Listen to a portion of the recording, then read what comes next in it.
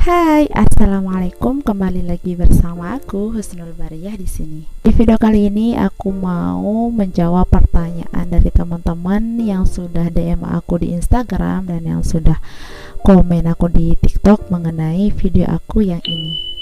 Yang ini. Nah, video tentang seputar varikokel ya, teman-teman. Dan buat teman-teman yang belum subscribe channel aku, silahkan klik tombol subscribe dulu, nyalakan lonceng notifikasinya, komen di bawah juga kalau ada yang mau ditanyakan. Jangan lupa aktifkan notifikasinya juga biar tidak ketinggalan di video-video aku selanjutnya. Dan untuk semua pertanyaan dari teman-teman sudah aku tulis di sini, nanti akan aku jawab satu persatu ya. Oke, kita lanjut teman-teman. Untuk pertanyaan pertama ini, Assalamualaikum Mbak, mau tanya, tadi lihat di YouTube soal operasi varikokel. Suami saya juga ada varikokel, dan insya Allah besok Jumat mau operasi. Sebelum operasi, analisa sperma suami gimana hasilnya, dan biaya operasinya berapa Mbak? Baik, aku akan jawab pertanyaan dari Mbak. Jadi untuk hasil analisa sperma suamiku kemarin itu masih sama ya Mams, masih sama, yaitu astenospermia. Teman-teman yang sudah pernah analisa sperma pasti tahu apa sih astenospermia itu. Kalau mau teman-teman, insya Allah akan aku buatin video mengenai astenospermia. Kemudian untuk biaya operasinya, untuk biaya operasi yang kemarin, operasi varikokel yang kemarin, alhamdulillah tercover oleh BPJS. Jadi kami tidak mengeluarkan uang sepeser pun untuk biaya operasi, alhamdulillah. Oke teman-teman, kita lanjut sekarang ke pertanyaan kedua. Jadi pertanyaannya seperti ini, Kak, gimana sih operasi pakai BPJS, caranya dan syaratnya? Baik, aku akan jawab pertanyaannya. Nah, sebelum teman-teman memutuskan untuk konsultasi ke dokter urologi, alangkah baiknya teman-teman browsing dulu rumah sakit mana yang mengcover operasi dengan kartu BPJS. Karena kembali lagi ke kebijakan rumah sakit di masing-masing daerah kita, ada sebagian rumah sakit yang tidak mengcover operasi dengan BPJS. Nah, jadi teman-teman harus browsing dulu rumah sakit mana yang mengcover operasi dengan kartu BPJS. Nah, setelah itu baru teman-teman melakukan cara yang seperti yang saya lakukan menurut pengalaman saya pribadi ya teman-teman.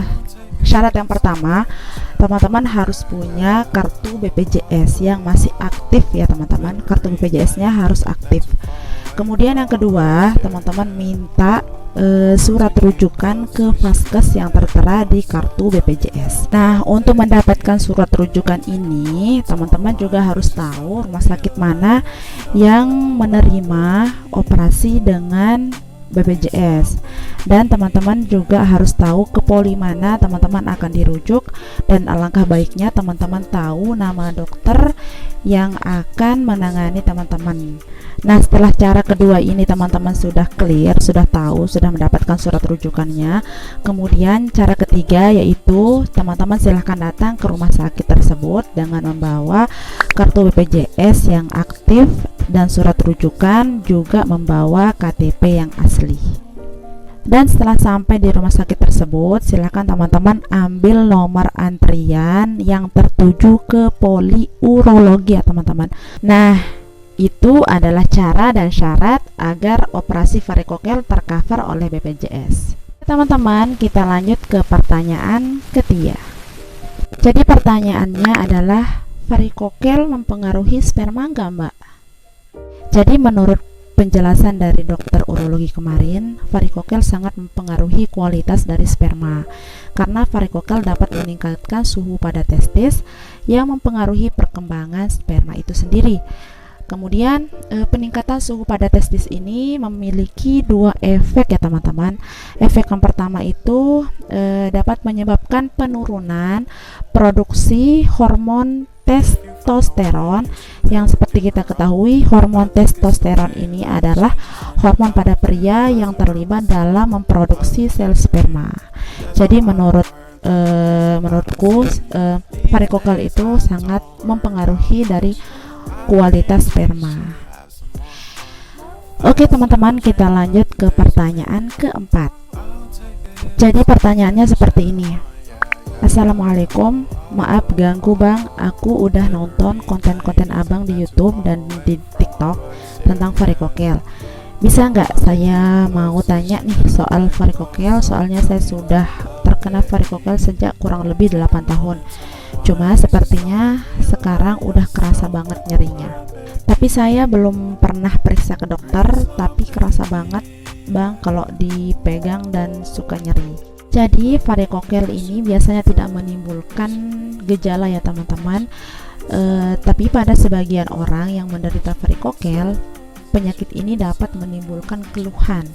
Nah, keluhan yang pertama itu adalah rasa tidak nyaman pada skrotum dan rasa nyeri pada testis yang bisa bertambah saat berdiri atau melakukan aktivitas di luar atau di lapangan yang dalam waktu cukup lama, dan akan berkurang rasa nyerinya ketika sudah berbaring. Saran saya buat teman-teman yang sedang berjuang untuk sembuh dari varikokel, yang pertama adalah dukungan keluarga.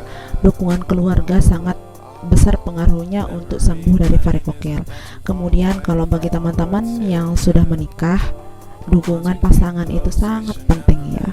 Jadi teman-teman atau para suami yang sedang berjuang untuk sembuh dari varikokel, jangan takut untuk periksakan diri ke dokter agar teman-teman dan para suami juga bisa sembuh dari varikokel. Baik teman-teman, mungkin cukup sekian video aku kali ini. Untuk part satunya akan aku buatkan video lagi untuk part 2-nya dari pertanyaan-pertanyaan teman-teman yang akan aku jawab selanjutnya. Sampai ketemu di next video. Jangan lupa untuk like, comment, dan subscribe. Assalamualaikum warahmatullahi wabarakatuh. See you next.